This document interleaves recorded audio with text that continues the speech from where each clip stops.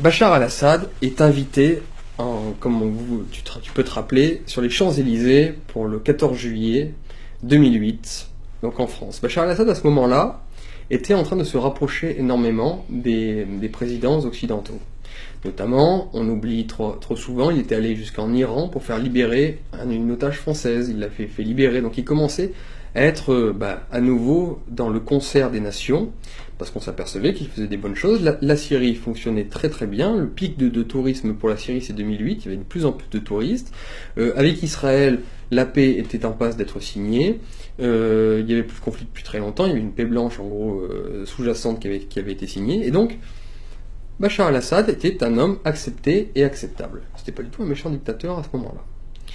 Et il se trouve que, à ce moment-là, les Qataris, avec la France et les États-Unis, avaient un projet de gazoduc qui passerait par le Qatar, et donc par la Syrie, par le Liban, pour récupérer donc les ressources gazières qataries, et donc essayer de contrebalancer, de concurrencer les ressources gazières russes. Donc c'était un projet pour lequel étaient intéressés les Qataris, bien entendu, les Français, les Anglais et les Américains. Bachar al-Assad était en pleine négociation sur ce gazoduc. En 2008, il l'était. Bachar al-Assad a fini par dire non. Et j'ai une anecdote sur le sujet. Il a fini par dire non à ce projet de gazoduc franco-qatari. Comme par hasard après, un an ou 2 ans plus tard, dans son pays naissaient plein de révolutions populaires pour être contre le dictateur Bachar al-Assad.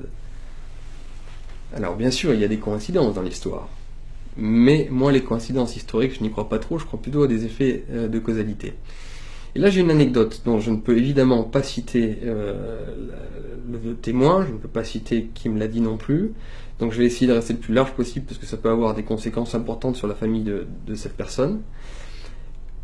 Et comme je vous le dis de cette façon-là, vous pouvez évidemment ne pas me croire, mais voilà, je la tiens d'un Français et non d'un Syrien, je le précise aussi.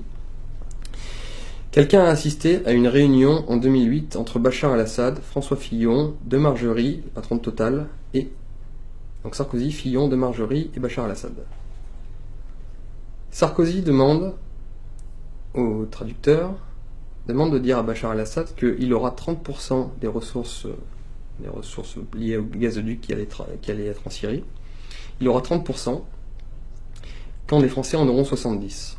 Et donc il demande au traducteur de traduire ça à Bachar al-Assad, oubliant que Bachar al-Assad comprenait très bien le français.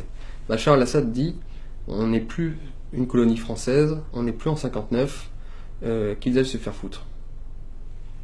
Le traducteur n'ose pas traduire ça à Sarkozy. Bachar al-Assad ainsi dit « tu peux leur dire ça ».